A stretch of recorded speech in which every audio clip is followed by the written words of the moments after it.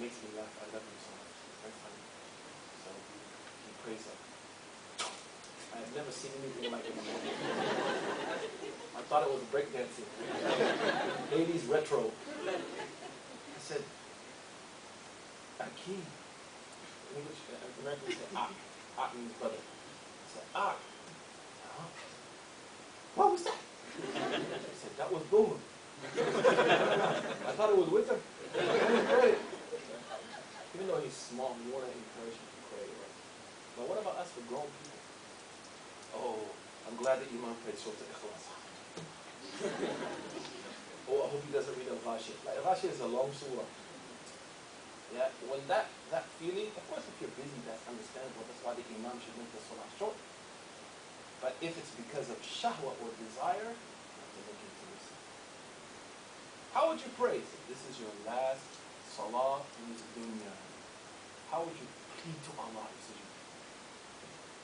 How would you make ruku? It will be a whole different ballgame. A whole different ballgame. Right? So the Prophet, when he says, Sallu salata mawaddi', pray as though this is your last prayer, think about what that means. Then look at yourself and say, you need to work on this. At the bottom he mentions some examples of some of, in my book, some of the righteous people and how they used to pray.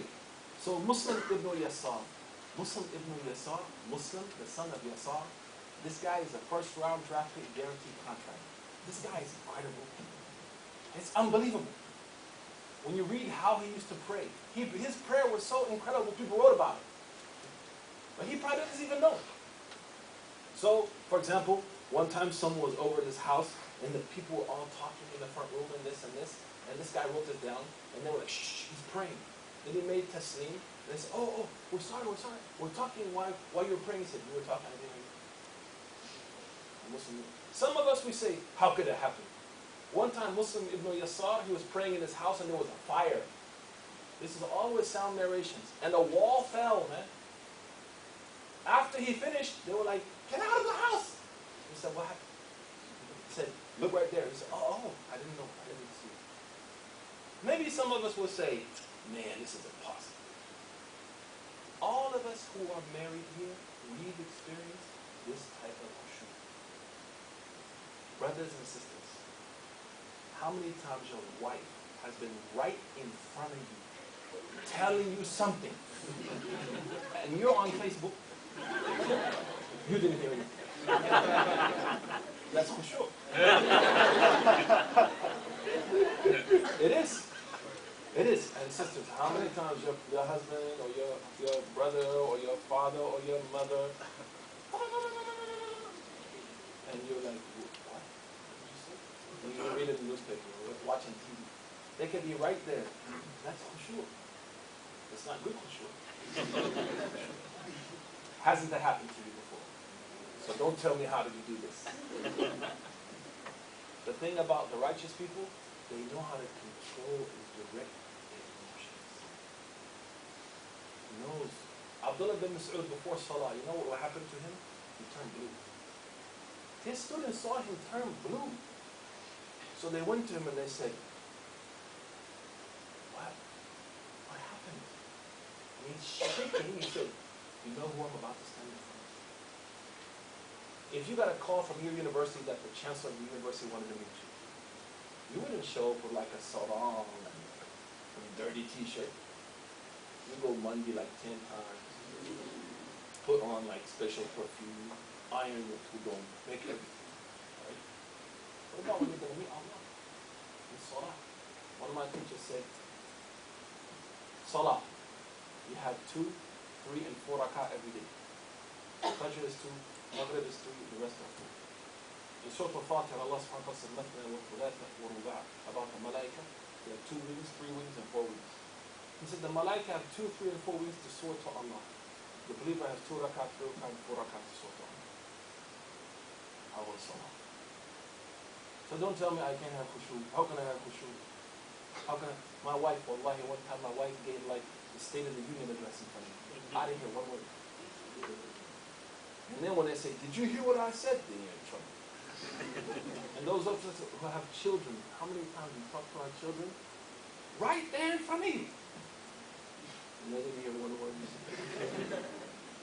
And you say, are you listening to me? Yeah. Me, your dad. Oh, okay. Have that khusyu. How to have khusyu in salah? Number one is to learn Allah's names and attributes, to think about who you're standing in front of. Number two, to understand salah is a conversation between you and Allah. He said, قَسَمْتُ الصَّلَاةَ بَيْنِ وَبَيْنَ الْعَبْدِ نِصْفَيْنِ. I divided prayer between me and my servant half and half. It's a conversation. Fatiha is dua. Number three, tafsir al-Quran. Understand what you read. Number four, change surah. If you've been in Qul Huwallahu Ahad for 25 years, and you've updated your Windows like 8 times in the last 10 years, no problem. Why do we have different adhkar, different ayat of Quran? To keep the salah fresh. To keep it fresh. Keep it going. Also, on the way to the masjid, don't listen to the radio, the news. Don't get into a fight with your wife or your husband. La, on the way to the masjid, prepare for standing in front of Allah. Prepare for it. SubhanAllah. When you come to the masjid and you see your friends, don't go, hey, did you see the game last night? Wait till after. Prepare yourself. Then he says, Rahimahullah, wa'alam annaka lan tajida ta'ma al-imani hatta tu'mina bil-qadri kullihi khayrihi wa sharrihi. Al-muhasibi says, know that you will never taste the sweetness of faith until you believe in Qadr, the good and the bad therein. I know people like to talk about Qadr. I'll be honest with you, I didn't study Aqidah on purpose. Because I became Muslim. I don't need to study Aqidah. Because I converted to Islam. Why did I convert? Because God is one. So I didn't go into deep details of theology. It's not my style. Yeah? I think people who want to, it's great. Go for it. But I already converted to Islam. I mean, nobody can come and say, you know, you need to fix your Aqidah. I became Muslim. Yeah? And people sometimes, they like to talk about things that don't have much benefit. But I'll give you one explanation of Qadr. Hopefully it will help you. Because also, if you need that, you should study it. Everyone has their own illnesses. You know what antibiotics you need sometimes, right? Abdullah bin Umar, radiallahu anhu, once somebody came to him and said, we found a group of Muslims who drink alcohol and do all kind of crazy stuff. And they say Allah made us do it. Abdullah bin Umar is not the guy to say this to. Abdullah bin Umar said, Subhanallah. What kind of idiots are these people? He said, the example of Qadr is like the sky that shades you and the earth that you walk on. You cannot escape them, but they don't force you to do it. It's a very strong example. If someone understands that example, they understood Qadr. He said the example of al-Qadr is like the sky above you and the earth that you walk on. You cannot escape it. But does the earth force you to do something wrong? Is it like, you know, you go to the airport, the conveyor belt that you can sit on and move? Or do you choose to walk on the face of the earth? You choose. And that's why the Prophet said the earth will bear witness for you or against you. Can you imagine? You go somewhere, you do some crazy stuff. The ground is going to be a witness against you, man. Can you imagine that on the day of judgment? How many particles of soil will speak? And say, I saw him or her doing this at this time. So this is the example of al-Qadr to give.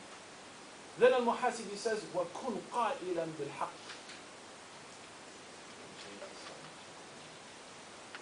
Then be a person who speaks the truth. عَامِلًا بِهِ. Practicing it. Don't just speak and not practice. Allah says, وَمَنْ أَحْسَنُ قَوْلًا مِمَّنْ دَعَ إِلَى اللَّهِ وَعَمِلَ الصَّالِحَةِ. Who's better than the one who calls to Allah and practices? The conditions of a caller to Allah are the following. Number one, knowledge. Knowledge of religion and knowledge of the place where you live. When I was in Egypt, the Egyptians used to come to my area and want to ask me questions. I said, not me. I said, Bole. They said, why? I said, I'm not Orang Masri. Because they know I'm not Egyptian, so they can like use some local Egyptian stuff I don't know about, and I'll answer them. some cultural like nuance.